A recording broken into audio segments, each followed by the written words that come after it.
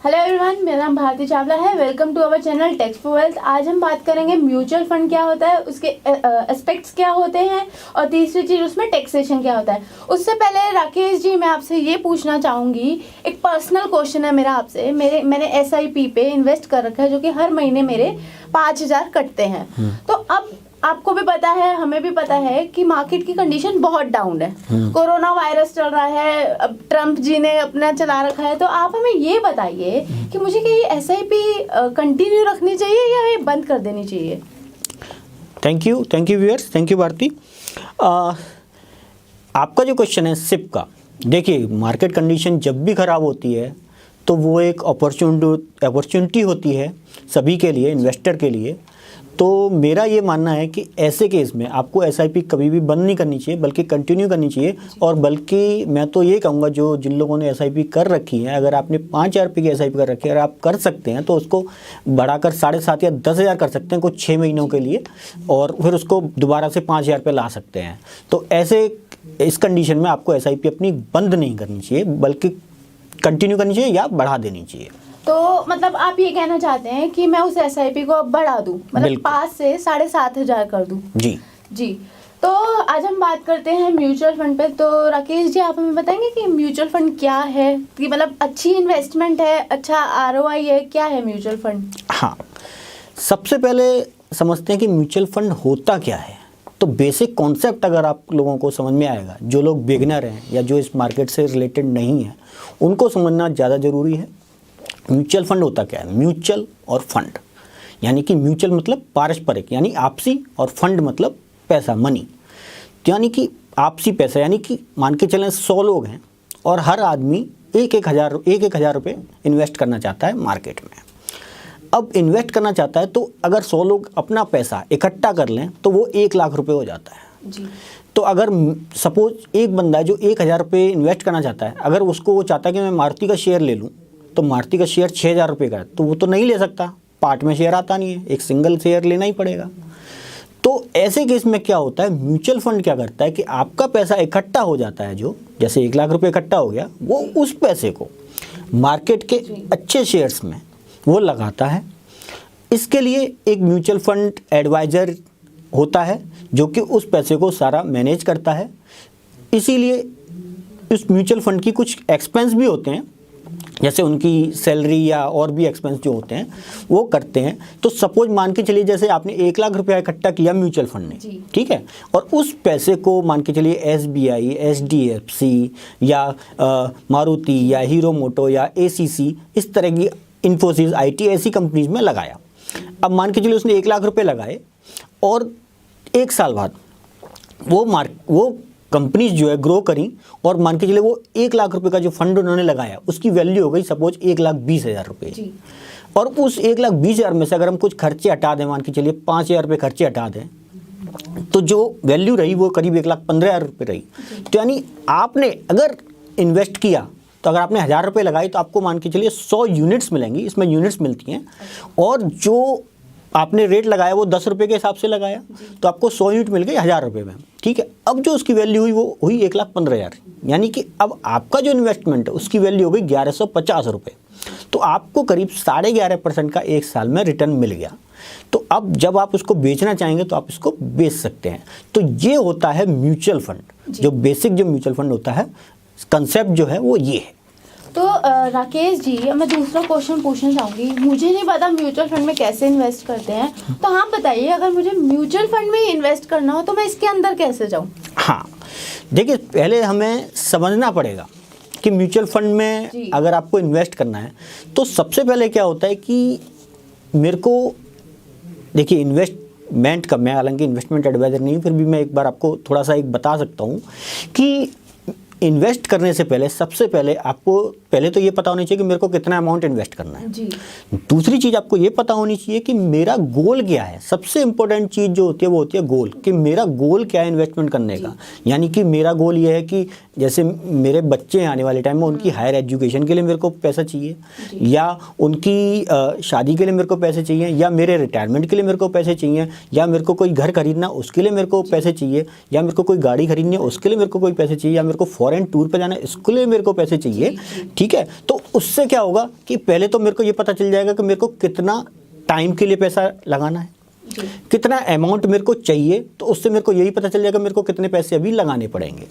तो ये सबसे पहली ज़रूरी बात जो होती है वो ये होती है कि आपको किस तरीके से म्यूचुअल फंड में एंटर करना चाहिए। तो सबसे पहले आपको अपना गोल जरूर डिसाइड करना होगा।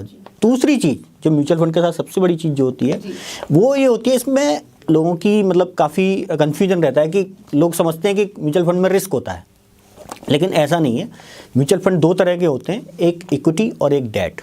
यानी कि एक प्योरली जो इक्विटी में यानी स्टॉक मार्केट में निवेश करते हैं, दूसरे जो गवर्नमेंट सिक्योरिटीज बॉन्ड्स या डिवेंचर में निवेश करते हैं। तो दो तरह के म्यूचुअल फंड होते हैं, तो ये आपको बहुत समझना जरूरी है। कई म्यूचुअल फंड होते हैं इसमें। हाँ जी, अच्छा, और इसके लिए क्या है कि जो लोग हाई रिस्क ले सकते हैं, तो हाई रिस्क में हाई रिटर्न होता है, तो वो लोग इक्विटी वाले म्यूचुअल फंड में जा सकते हैं। और जो लोग लो रिस्क ले सकते हैं, यानी कि हाई रिस्क कौन ले सकता है, जो यंग जनरेशन है वो हाई रिस्क ले सकती है, तो उसको इक्विटी वाले म्यूचुअल फंड में इन्वेस्ट करना चाहिए। और जो ओल्ड लोग हैं, यानी कि जो रिटायर्ड लोग हैं या थोड़े से एज लोग हैं, उनको डेट वाले फंड में निवेश करना चाहिए। एक मैं आपको एक बेसिक एक थंब रूल बता देता हूँ। थंब रूल ये होता है कि सपोज आपकी एज अगर 25 है जी, ठीक है, तो आपको आज की डेट में अगर मेरे को 100 रुपये इन्वेस्ट करने हैं, तो आपको 25 रुपये आप अपना इन्वेस्ट करिए डेट फंड में जी, यानी डेट इंस्ट्रूमेंट में, यानी कि फिक्स्ड इंस्ट्रूमेंट में, यानी से आपको फिक्स रिटर्न मिले। और 75 आपको करना चाहिए इक्विटी वाले इंस्ट्रूमेंट्स में, जिनमें आपको रिस्क रहता है। इस तरीके से आपको मिक्स अपना इन्वेस्टमेंट का करना चाहिए।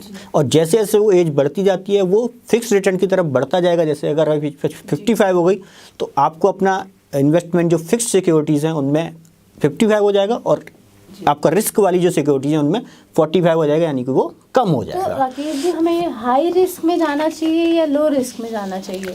हाँ, इसके लिए ये पहले तो रिस्क प्रोफाइल आपको देखना होगा कि मेरा रिस्क प्रोफाइल क्या है, मेरी एज क्या है, क्या मेरी अर्निंग है, क्या मेरे गोल्स हैं जो हमने पहले बताया।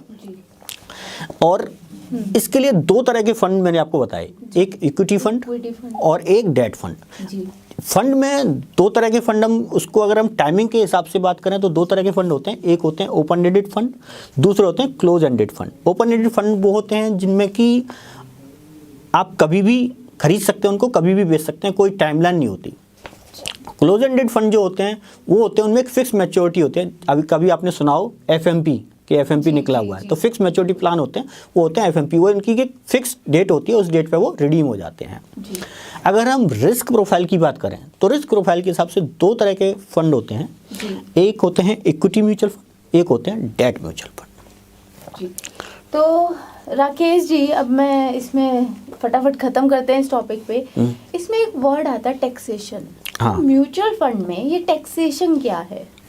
टैक्सेशन है, लेकिन उससे पहले मैं एक बार जरा इक्विटी फंड को और डेट फंड को भी हम जरा ले लें कि किस तरह के इक्विटी फंड्स होते हैं, किस तरह के डेट फंड होते हैं। इक्विटी फंड में कौन से होते हैं कि इक्विटी फंड वो होते हैं, एक तो कुछ सेक्टर स्पेसिफिक फंड हो सकते हैं, जैसे कि कोई जो म्यूचुअल फंड है वो केवल स्पेसिफिक सेक्टर में ही निवेश करता है, जैसे कि IT वाले स्टॉक्स में ही निवेश कर देगा या फार्मा वाले स्टॉक्स में ही निवेश करेगा, ठीक है। कुछ होते हैं कि केवल लार्ज कैप में ही वो निवेश करेंगे या मिड कैप में ही निवेश करेंगे या स्मॉल कैप में निवेश करेंगे। तो ये तो सेक्टर टाइप के फंड हो गए, ये सारे इक्विटी फंड होते हैं, इनमें रिस्क ज़्यादा होता है। दूसरे तरह के फंड होते हैं इंडेक्स फंड, यानी कि जैसे कि आपका निफ्टी है तो निफ्टी से रिलेटेड ही वो अपना फंड बना देते हैं। तो उसमें जैसे निफ्टी में अगर किसी स्टॉक की जो वेटेज है अगर 20% है, तो वो भी अपने उस स्टॉक की 20% वेटेज के हिसाब से वो स्टॉक परचेज कर लेते हैं। तो इस तरह के होते हैं इंडेक्स फंड, ये मॉडरेट रिटर्न इनमें होता है, मॉडरेट रिस्क होता है। तीसरे तरह के होते हैं टैक्स सेविंग फंड, जो कि बहुत ज़्यादा पॉपुलर है लोगों में, क्योंकि वो टैक्स सेविंग के लिए होते हैं। सेक्शन 80C में उनकी डिडक्शन मिलती है। इनको ELSS भी होते हैं, इक्विटी लिंक्ड सेविंग स्कीम। तो इस तरह के फंड भी होते हैं जिनमें, लेकिन इनमें 3 साल का लॉक इन होता है। अब बात करते हैं डेट फंड की। लॉक इन पीरियड भी कुछ होता है? हाँ, दोनों में होता है या एक में होता है लॉक इन? नहीं, जो टैक्स सेविंग फंड होते हैं उनमें 3 साल का लॉक इन होता है। 3 साल के बाद ही आप पैसा निकाल सकते हैं, और उससे पहले नहीं निकाल सकते। लेकिन जो बाकी फंड होते हैं उनमें कहीं कहीं किसी में 1 साल का, किसी में 6 महीने का होता है लॉक इन। तो लेकिन अगर उनमें निकाल सकते हैं पैसा, उनमें ऐसा नहीं है, वो कुछ परसेंटेज चार्ज लगता है, तो उसके बाद वो पैसा निकाल सकते हैं। लेकिन टैक्स सेविंग फंड में पैसा आप नहीं निकाल सकते 3 साल से पहले। और उसके बाद हम बात करते हैं, इनमें भी 2 ऑप्शन और होते हैं, एक होता है ग्रोथ ऑप्शन, एक होता है डिविडेंड ऑप्शन। यानी ग्रोथ ऑप्शन, डिविडेंड ऑप्शन ये होता है कि अगर म्यूचुअल फंड कोई डिविडेंड डिक्लेयर करेगा, जैसे स्टॉक में डिविडेंड डिक्लेयर होता है, तो आपको वो डिविडेंड मिलेगा, आपके बैंक अकाउंट में आ जाएगा। दूसरा ऑप्शन होता है ग्रोथ ऑप्शन। ग्रोथ ऑप्शन में क्या होता है कि वो डिविडेंड आपको नहीं मिलेगा अगर आप ग्रोथ ऑप्शन चूज करते हैं। वो क्या होता है, वो म्यूचुअल फंड उस आपका जो डिविडेंड पोर्शन है उस पोर्शन को दोबारा उसी फंड में इन्वेस्ट कर देगा, तो आपकी एनएवी बढ़ जाती है उससे। अब हम बात करते हैं डेट फंड्स की। तो डेट फंड्स में कई तरह के फंड होते हैं। सबसे पहले फंड होते हैं लिक्विड फंड। लिक्विड फंड क्या होते हैं, लोगों में बड़ी भ्रांति है कि इक्विटी फंड ही होते हैं, अच्छा कि है रिस्क है कि हाँ काफ़ी अच्छा है, तो रिस्क बहुत होता है। लेकिन अब ये मैं आपको जो बता रहा हूँ ये रिस्क फ्री म्यूचुअल फंड है, जिनमें कि मनी मार्केट या लिक्विड फंड होते हैं जो कि कंपनी छोटे टाइम के लिए इन्वेस्ट करती हैं गवर्नमेंट बॉन्ड में, सिक्योरिटीज़ में, ठीक है। जो कि बहुत, अगर आप जैसे आप चाहते हैं कि मेरे पास कुछ पैसा पड़ा हुआ है जो कि मैं अपने सेविंग बैंक अकाउंट में नहीं डालना है मेरे को, तो आप इस तरह के फंड में डाल सकते हैं, उनमें अच्छा रिटर्न मिल जाता है छोटे ही टाइम में। ये इस तरह के लिक्विड फंड होते हैं। उसके बाद होते हैं फिक्स्ड इनकम या डेट फंड, जो कि म्यूचुअल फंड जो है उनमें गवर्नमेंट सिक्योरिटी बॉन्ड्स में इनमें इन्वेस्ट करती है। इनमें आप डाल सकते हैं, ये भी जैसे 1 साल या 2 साल के लिए आपके पास कुछ पैसा पड़ा हुआ है तो सेफ पैसा रहता है वो, उसमें बहुत ज़्यादा रिस्क नहीं रहता है। तीसरा तरह का फंड होता है बैलेंस फंड। बैलेंस फंड क्या होता है कि उसमें दोनों का मिक्स होता है, इक्विटी का भी और डेट का भी। तो बेसिकली उसको इक्विटी फंड माना जाता है। तो उसमें क्या होता है कि आपका रिस्क मॉडरेट हो गया जी। तो इस तरह के फंड में क्या होगा कि आपको इक्विटी का रिस्क का भी बेनिफिट हो गया और डेट के लो सिक्योरिटी का भी बेनिफिट हो जाएगा। तो इस तरह के फंड होते हैं। एक चीज़ और लोगों को मैं आज अवेयर कर देता हूँ, सपोज आप गोल्ड में इन्वेस्ट करना चाहते हैं तो आपके पास म्यूचुअल फंड के थ्रू आप गोल्ड में भी इन्वेस्ट कर सकते हैं, ये एक अच्छी अपॉर्चुनिटी है।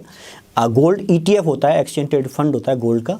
तो उसमें सबसे अच्छी बात क्या है कि जैसे फिजिकल गोल्ड के साथ होता है कि एक तो सिक्योरिटी होती है, दूसरा मेकिंग चार्जेस होते हैं, ठीक है ना, तो और उसको फिर रखने के चार्जेस होते हैं। लेकिन आप गोल्ड ETF में इन्वेस्ट करेंगे तो इस तरह की चीज़ों से बिल्कुल बच जाएंगे। और गोल्ड ETF में क्या होता है, वो जो आपका गोल्ड का रेट है उसी अकॉर्डिंगली वो परचेज करते हैं और जो रेट चल रहा होता है उसी के अकॉर्डिंगली वो आप सेल कर सकते हैं। तो एक बहुत अच्छा ऑप्शन लोगों के लिए गोल्ड म्यूचुअल फंड भी है जिसमें वो इन्वेस्ट कर सकते हैं। तो राकेश जी बस यही इतने ही म्यूचुअल फंड थे हमारे जी। तो आज अब हम बात करते हैं टैक्सेशन की, कि इसमें क्या टैक्सेशन है, कितने मंथ्स में कितना टैक्स लगता है, तो वो आप हमें बताएंगे। बिल्कुल, देखिए जैसे मैंने बताया आपको 2 तरह के म्यूचुअल फंड है, इक्विटी और डेट। तो इक्विटी जो फंड होते हैं उनको टैक्सेशन स्टॉक की तरह ही होता है उनका टैक्सेशन। अगर वो आप 12 महीने से ज़्यादा होल्ड करते हैं और फिर आपको कोई गेन होता है तो उस पर 10% के हिसाब से आपका टैक्स लगेगा। अगर आप 12 महीने से कम होल्ड करते हैं यानी कि उसको शॉर्ट टर्म गेन बोलते हैं तो आपको 15% के हिसाब से टैक्स लगेगा। लेकिन डेट फंड के केस में क्या होता है, अगर आप 36 महीने से ज़्यादा होल्ड करते हैं तो वो लॉन्ग टर्म गेन टैक्स लगता है, वो होता है 20%। उसमें इंडेक्सेशन के बाद 20% का टैक्स लगता है। और जो अगर आप 36 महीने से कम करते हैं तो वो आपको आपके इनकम टैक्स स्लैब जो होता है उस स्लैब के अकॉर्डिंगली टैक्स लगता है जी। तो thank you very much Rakesh ji. Thank you. अगर आपकी कोई म्यूचुअल फंड से कोई क्वेरी हो या आप इन्वेस्ट करना चाहते हैं म्यूचुअल फंड में तो हमारे कमेंट बॉक्स पे कमेंट कीजिए, हमें सब्सक्राइब कीजिए। हम लोग Amazon Fire TV, IGTV, Apple TV, YouTube website हर जगह अवेलेबल है। Thank you very much. Thank you.